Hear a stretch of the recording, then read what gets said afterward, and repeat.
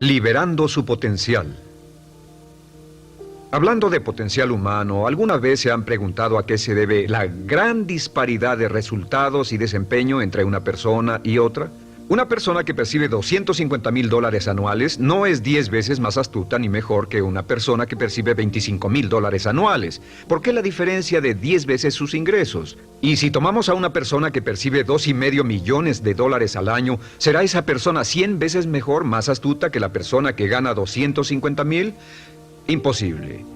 En un estudio reciente de coeficiente intelectual probaron a 1,000 personas de una cierta población y llegaron a la conclusión de que la mejor persona entre los 1,000 solo era 2,5 veces más astuta que la persona de menor coeficiente intelectual. Solo 2,5 veces la disparidad, y tal vez eso sea con toda la población. ¿A qué supone que se debe la diferencia? Al hablar de potencial humano, llegamos a una fórmula que deduje hace algunos años. Tal vez eso lo explique un poco.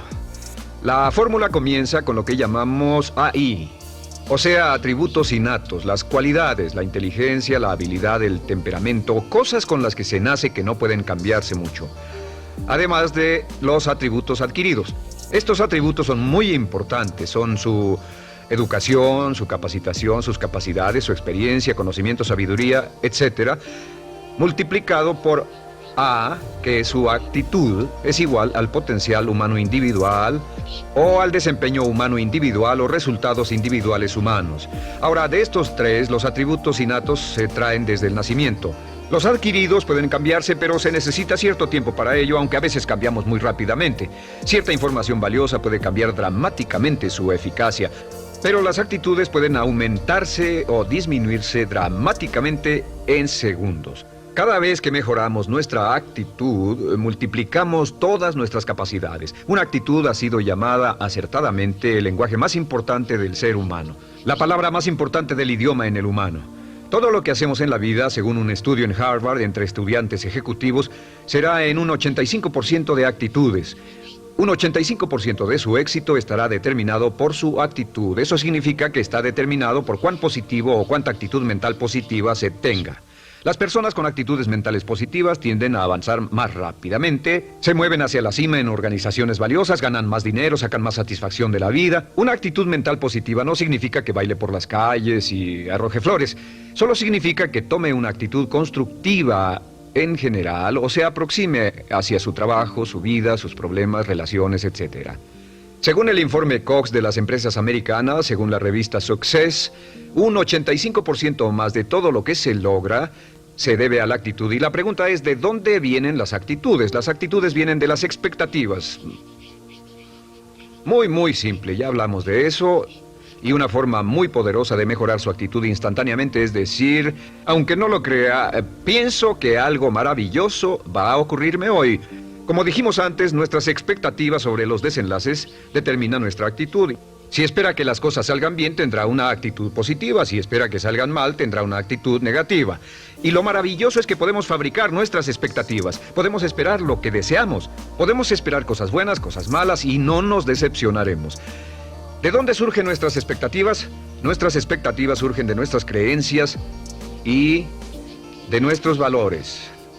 Son el centro de los factores motivacionales de nuestra personalidad, nuestras creencias. Y esto nos conduce a un entendimiento del potencial humano. Significa básicamente que nuestra actitud es una expresión externa de lo que está ocurriendo internamente. Y esto es consistente con las leyes mentales.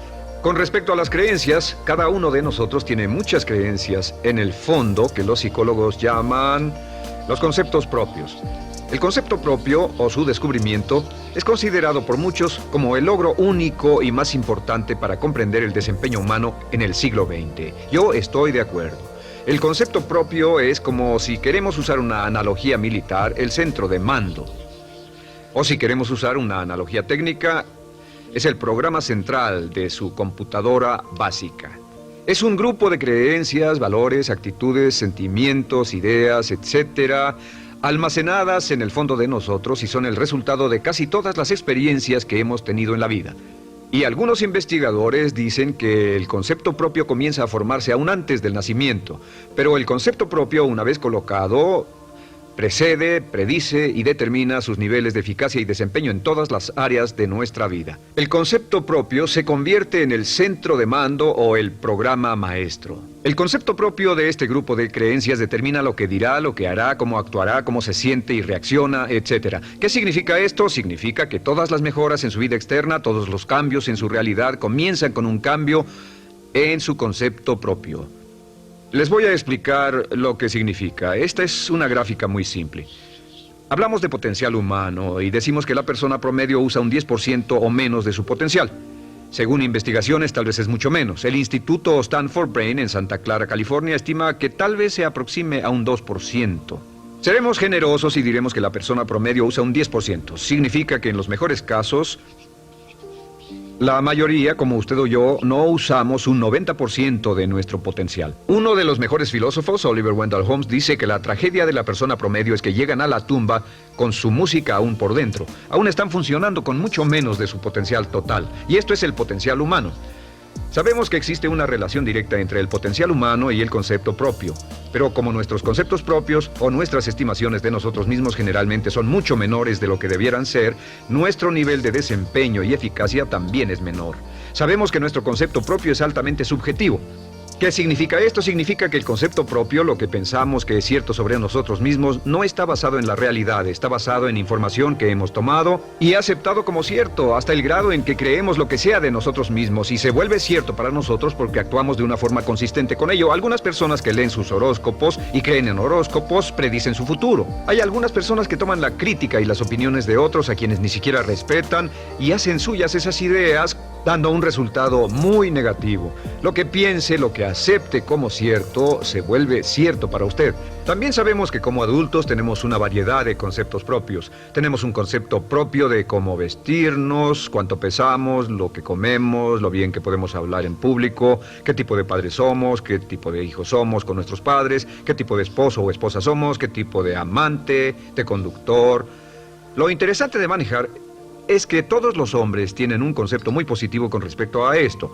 Las mujeres no entienden esto, pero los hombres nacen con un genio inherente para manejar. Todos los hombres son choferes excelentes. Si no lo creen, todo lo que tienen que hacer las mujeres que están viendo esto es pensar en la última vez que trataron de corregir la forma de conducir de un hombre y recordarán que no obtuvieron buenas respuestas. ¿Cómo respondemos ante alguien que desafía nuestro concepto propio, sugiriendo que no somos las personas que pensamos ser?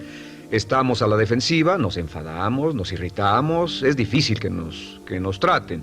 Tenemos un concepto propio de lo creativos que somos, lo inteligentes, lo rápido que leemos, lo bueno que somos en los deportes, y si practicamos una gran variedad de ellos, tenemos un concepto propio para cada uno de ellos. Tenemos un concepto propio de lo bien que cocinamos, de lo bien que educamos a nuestros hijos, de lo bien que limpiamos nuestra casa, los autos que manejamos, etc. Y también de lo que valemos por lo que ganamos. Es muy interesante saber que nunca ganamos más del 10% de nuestro concepto propio en ingresos. Nuestro concepto propio determina nuestro nivel de ingresos. Este nivel de concepto propio se llama zona de confort. Y aunque querramos más dinero, veremos que la tendencia humana natural de todas las actitudes es luchar por lograr entrar a la zona de confort y luego quedarnos ahí. Si ganamos un 10% por encima de nuestro concepto propio de ingresos, tendremos una necesidad imperante de deshacernos de ese dinero. Lo donaremos, lo gastaremos en forma extravagante y hasta lo perderemos si recibimos demasiado. Las personas que ganan la lotería siempre están quebradas a los 2 o 3 años. Queman el dinero porque ese dinero está más allá de su concepto propio. Si gana 10% o menos de su nivel de concepto propio, se descubrirá luchando, trabajará más duro, más tiempo, pensará en forma más creativa, buscará diferentes formas para aumentar sus ingresos o sus segundos ingresos. La única forma de mejorar cualquier parte de su vida, incluyendo sus ingresos, es aumentando el nivel del concepto propio de sus ingresos, comenzando a pensar en usted como si estuviera ganando más dinero. Si quiere bajar de peso, la única forma en que podrá lograrlo es pensando en que está delgado. Piense en usted mismo como una persona más delgada. Si quiere volverse una persona más popular, más amorosa, más feliz o más sana, comience a pensar una y otra vez en esas cosas hasta que se vuelvan parte de su nuevo concepto propio. Hablaremos de eso más adelante. Es una parte esencial de la programación de su mente hacia el éxito. Su concepto propio global está determinado por el promedio de sus conceptos propios en las áreas que considere importantes. Ahora, su concepto propio está formado de 3 partes críticas. La primera parte del concepto propio es el ideal propio. El ideal propio es la persona que más desearía ser, es su idea de lo que constituye un ganador, es su visión ideal de lo mejor que puede ser usted. Nada más, una de las cosas que sabemos de las personas con éxito es que las personas con éxito tienen ideales propios muy claros, ideales claros de quién quieren ser en el futuro. Las que no tienen éxito tienen ideales muy vagos. El número 2 es la autoimagen. La autoimagen es como un retrato de cómo se ve a sí mismo y lo que piensa de sí mismo. La autoimagen es el espejo interno, es como se percibe a sí mismo ahora en su desempeño actual, en forma cotidiana. La tercera parte es su autoestima. Su autoestima es cómo se siente consigo mismo. Cómo se siente consigo mismo es la fuerza motriz, el motor, la fuerza poderosa dentro de su subconsciente. Es la fuerza de energía dentro de su concepto propio y determina casi todo lo que le pasa. La mejor definición de autoestima es cuánto se agrada a sí mismo. Cuánto se agrada a sí mismo como esposo, cuánto se agrada a sí mismo como empleado, cuánto se agrada a sí mismo como jefe, como inversionista, como orador profesional, como atleta, etc. Según se agrade a sí mismo, su nivel de autoestima, su sentimiento emocional global respecto a cualquier área de su vida, determina su desempeño y su eficacia en dicha área. Lo sorprendente es que se convierte en lo que piensa, su concepto propio es maleable, su autoestima puede formarse repitiendo una y otra vez: me agrada mi persona, me agrada mi persona, me agrada mi persona. Me agrada mi persona, me agrada mi persona, me agrada mi persona. Entre más se repita, me agrada mi persona, me agrada mi persona, entre más lo repita una y otra vez, más crecerá su autoestima, y entre más crezca su autoestima, más crecerá su concepto propio global. Cuando crezca su concepto propio global, su desempeño será mejor en todo lo demás que emprenda. Cada vez que diga, me agrada mi persona, me agrada mi persona, me agrada mi persona, me agrada mi persona, me agrada, será como bombearse psicológicamente. Todo lo que pase que haga que su autoestima suba, hará que se comporte mejor. Todo lo que haga que su autoestima baje hará que se comporte peor, que cometa errores, que sea infeliz, etc. Un punto crítico de agradarse a sí mismo, sobre autoestima y agradarse a sí mismo, es que, número 1, nunca puede querer a nadie más de lo que se quiere a sí mismo. Que su nivel de autoestima es determinante de la calidad de relaciones que tenga con los demás. Y número 2 es que nunca puede esperar que nadie más lo quiera o respete más de lo que se respeta a sí mismo. Cuanto se agrade o se respete a sí mismo, determina sus actitudes hacia usted. Todas las escuelas de psicología actualmente están de acuerdo en el hecho de que depende de lo que usted realmente se quiera y se respete a sí mismo como un ser humano valioso e importante, tiene efecto sobre todo lo que le pase. Cuánto se agrade a sí mismo, y lo que puede hacer es mejorar su autoestima diciendo: me agrada mi persona, me agrada mi persona, me agrada mi persona, me agrada mi persona. Y esto nos lleva a la pregunta: ¿de dónde viene el concepto de autoestima? Y descubrimos que el concepto propio es maleable, puesto que no nace con este concepto propio, no nace con ninguna idea sobre sí mismo, no nace con autoimagen ni autoestima. Nace, en cierto modo, como potencial propio. Es la mejor forma de plantearlo. La persona promedio llega al mundo como potencial puro. Y no tiene el concepto propio de que todo lo que es ahora, todo sentimiento que tiene, toda actitud o valor, tuvo que aprenderlo en el transcurso de su vida. También sabemos que el niño llega al mundo con una necesidad imperante de amor y contacto. Y como una gran cantidad de investigaciones lo indican, necesitamos mucho amor y contacto durante toda nuestra vida, pero en especial durante nuestros años de formación, porque de niños aprendemos quiénes somos, cuánto valemos, si somos importantes, inteligentes, amorosos, chistosos. Todo esto lo aprendemos por la forma en que nuestros padres nos tratan. Si nuestros padres, nuestros parientes, tíos o tías, en especial nuestros padres, nos tratan como si fuéramos realmente importantes, crecemos pensando que somos realmente importantes, pero si nuestros padres no lo hacen, pasa algo más. Sabemos que los primeros años de vida son los más importantes para el desarrollo del concepto propio, que un niño comienza a partir de cero. El niño nace sin saber quién es él o ella. Son sumamente valiosos el primero, segundo, tercero, cuarto y quinto años de vida. Algunos psicólogos pensaban que eran los 5 primeros años, pero ahora dicen que son los 3 primeros años. En sus 3 primeros años de vida, el niño aprende quién es, y dicen que si se les da suficiente cantidad y buena calidad de amor en los 3 a 5 primeros años, los prepara usted de por vida. Los coloca en una base sólida de autoestima y confianza en sí mismos, valor e importancia realmente. Existe una relación directa entre la calidad y la cantidad de amor y el desarrollo de una personalidad sana.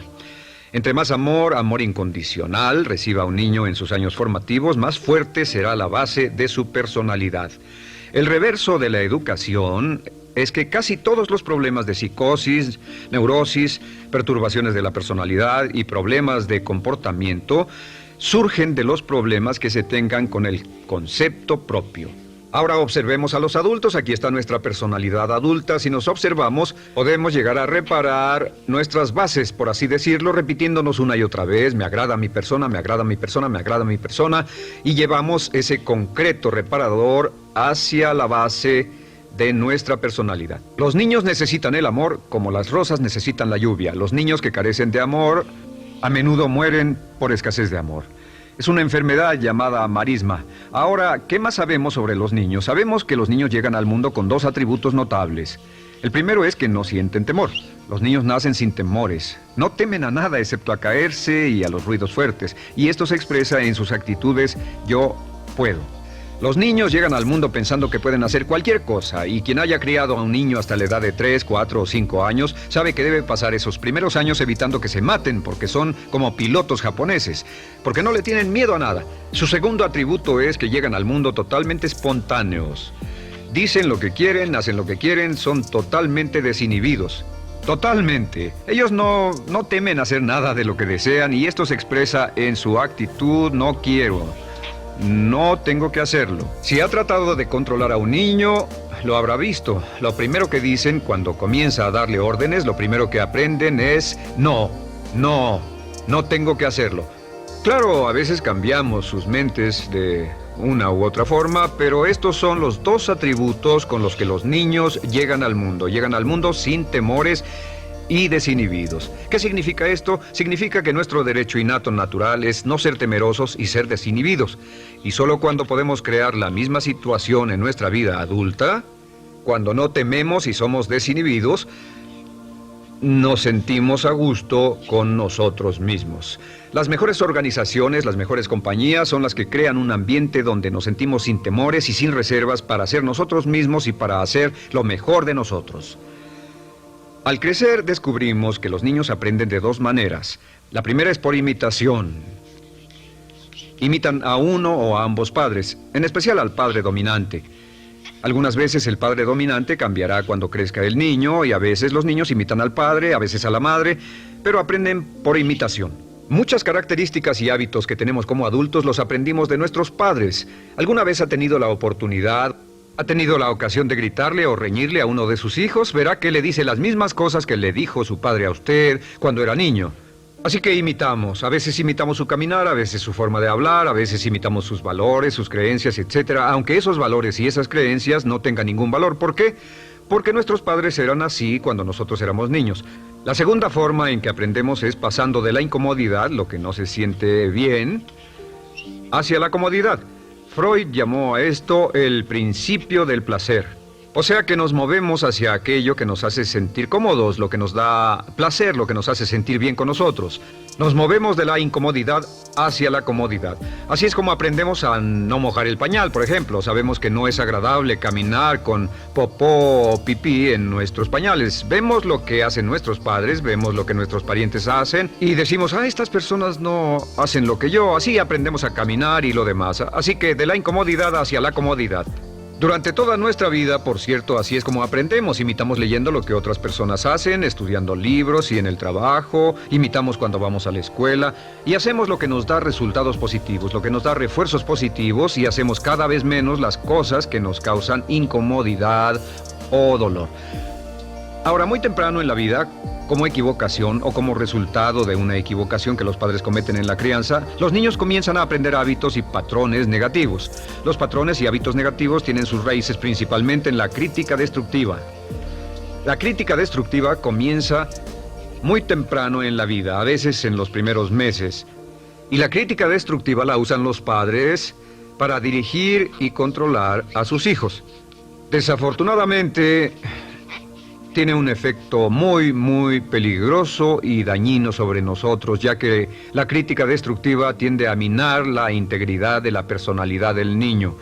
Muchos de nosotros, incluyéndome a mí y a muchos de ustedes, nos hemos visto minados y heridos por la crítica destructiva más que todas las guerras en la historia. Ahora, como resultado de la crítica destructiva, comenzamos a desarrollar hábitos y patrones negativos. Los patrones de hábitos negativos son respuestas condicionadas hacia los estímulos.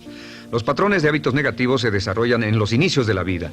Se desarrollan como resultado de una repetición del temor y el dolor una y otra vez. Se desarrollan como resultado de la crítica destructiva, el castigo físico, etc. En los inicios de la vida comenzamos a desarrollar dos manifestaciones que nos persiguen durante toda nuestra vida y más que ninguna otra cosa inhiben nuestro potencial. La primera es la llamada patrón de hábito negativo inhibido. El patrón de hábito negativo inhibido se aprende cuando al niño le dicen una y otra vez no. Aléjate de ahí, no toques eso, y se le castiga. Cuando el niño intenta algo nuevo, o se involucra con algo, o huele algo, o derrama algo, o rompe algo accidentalmente, el padre estalla y se enfada mucho. Como ven, el niño está impulsado por la curiosidad insaciable de explorar su mundo.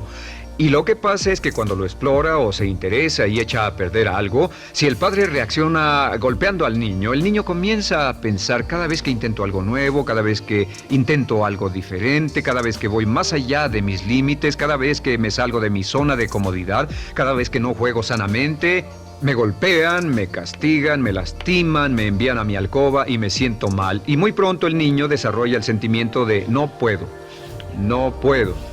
No puedo. Cada vez que trato algo diferente, me castigan. No puedo, no puedo, no puedo.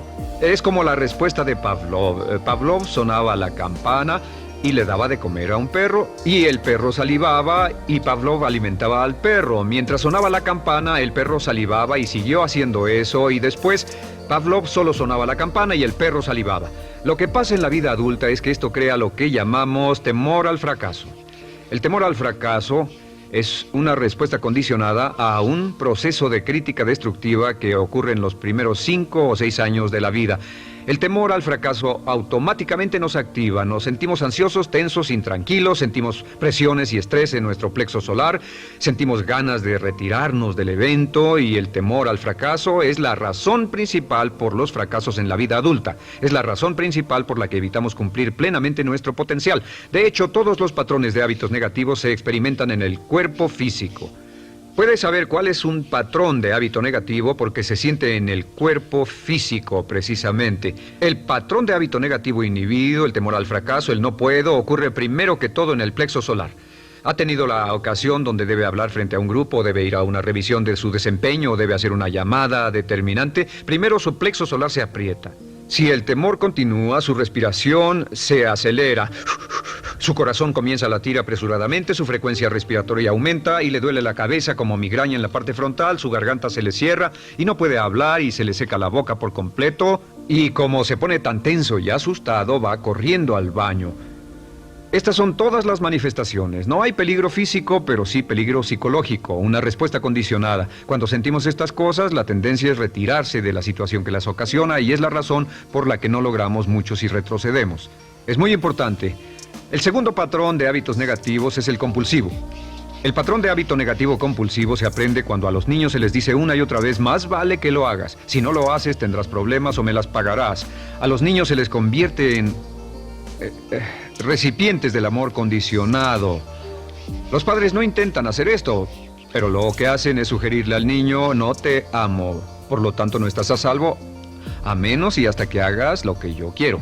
El niño crece sintiendo: tengo que hacer lo que quiera mi mamá.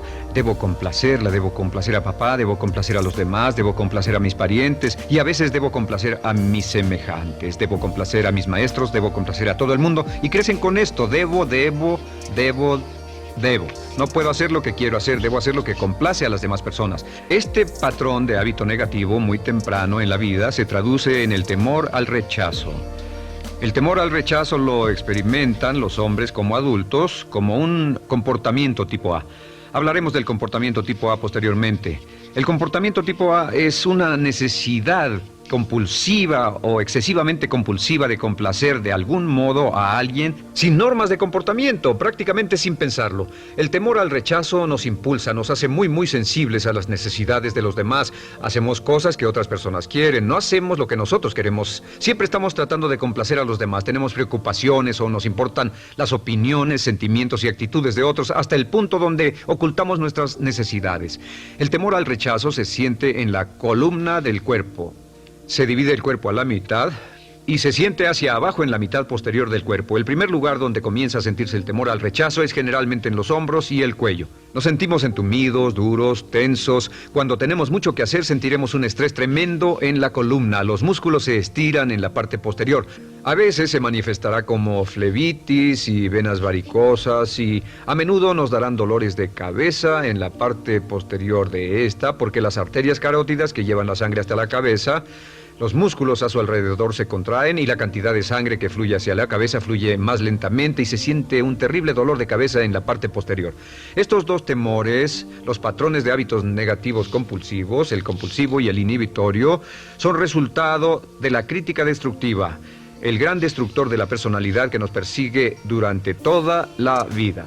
Y lo maravilloso de todo esto es que como son patrones de hábitos aprendidos, podemos olvidarlos. Podemos acabar con el temor al fracaso que nos detiene. Podemos acabar con el temor al rechazo que hace que hagamos cosas que complacen a los demás en vez de complacernos a nosotros, trabajando con nuestra propia autoestima. Porque existe una relación inversa entre la autoestima y el patrón de hábitos negativos. Porque entre más se agrade a sí mismo, menos teme al fracaso. Entre más se agrade a sí mismo, menos teme al rechazo. Entre más se agrade a sí mismo, menos temerá a cualquier cosa. Y si sigue repitiendo, me agrada mi persona, me agrada mi persona, me agrada mi persona una y otra vez, si sigue diciendo esto, con el tiempo su autoestima sube más y más y más y más y sus temores desde luego bajan. Cuando su autoestima sube, sus temores van en dirección opuesta. Ahora, ¿cómo enfrentar la crítica destructiva si debe criticar a otras personas? Pues eso es muy simple. Muchos padres nos han preguntado eso. ¿Cómo se controla a los niños? Una de las claves para controlar a los niños es dirigirlos para que hagan algo constructivo en lugar de hacer algo destructivo. Otra cosa que debe recordarse es que lo que quiere hacer es que quiere dar una crítica informativa, crítica constructiva, lo que significa que se les dice a los niños lo que pueden hacer o a los adultos lo que pueden hacer mejor. Todo el propósito de dar retroalimentación de cualquier tipo es mejorar el desempeño. Si es padre o si es jefe o si es una persona en una relación, si una persona está haciendo algo malo o inadecuado, todo el propósito de darles cualquier tipo de retroalimentación es para que puedan hacerlo mejor. Sin embargo, existe una relación directa entre la autoestima y la crítica destructiva. Cada vez que se critica a una persona, su autoestima baja. Y cada vez que su autoestima baja, su habilidad para desempeñarse baja. Si critica a una persona en forma destructiva demasiado tiempo, llegará a un punto donde no intentarán nada. Se convierte en lo que llamamos hipersensible. Un adulto hipersensible es aquel que no puede aceptar críticas de nadie. Un adulto hipersensible es una persona que está muy tensa, ansiosa, si siquiera sugiere que no está haciendo lo correcto. Si trata con un adulto hipersensible, la clave es sentarlo y recordar 4 cosas. Número 1, comenzar con alabanzas.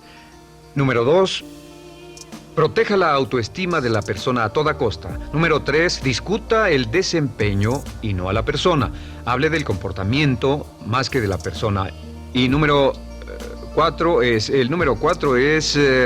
enfocarse hacia el futuro en vez de en el pasado. Enfóquese hacia lo que va a hacerse en forma diferente en el futuro en vez de lo que pasó en el pasado. ¿Por qué? Una razón muy simple, porque una persona no puede controlar el pasado. Al no poder controlar el pasado, cualquier crítica de lo que han hecho en el pasado les da un estrés tremendo y frustración. Así que en resumen, la clave del éxito en la vida es una actitud mental positiva. Una actitud mental positiva se basa en expectativas de éxito, de una serie de expectativas positivas. Esa serie de expectativas positivas se basa en sus creencias y en su concepto de sí mismo. El centro de su concepto propio que determina su eficacia en la vida es su autoestima, y su autoestima se mide por cuanto se valore a sí mismo. Las dos cosas que nos frenan más que nada son el temor al fracaso y el temor al rechazo. Y uno de nuestros secretos centrales de éxito es este: Conviértase en un organismo generador de autoestima perpetua. Haga continuamente cosas para usted mismo, hacia sí mismo en su vida, que hagan que se agrade a sí mismo, que se ame, que se acepte, que se respete, que hagan que se sienta fantástico con usted mismo. Si es un jefe o un padre, no olvide que la clave para el máximo desempeño en su hogar y en su trabajo es hacer que las personas se sientan maravillosamente consigo mismas. Entre mejor se sienta consigo mismo y más se agrade, más probable será que logre que las personas a su alrededor lo quieran, lo acepten, lo respeten, se respeten.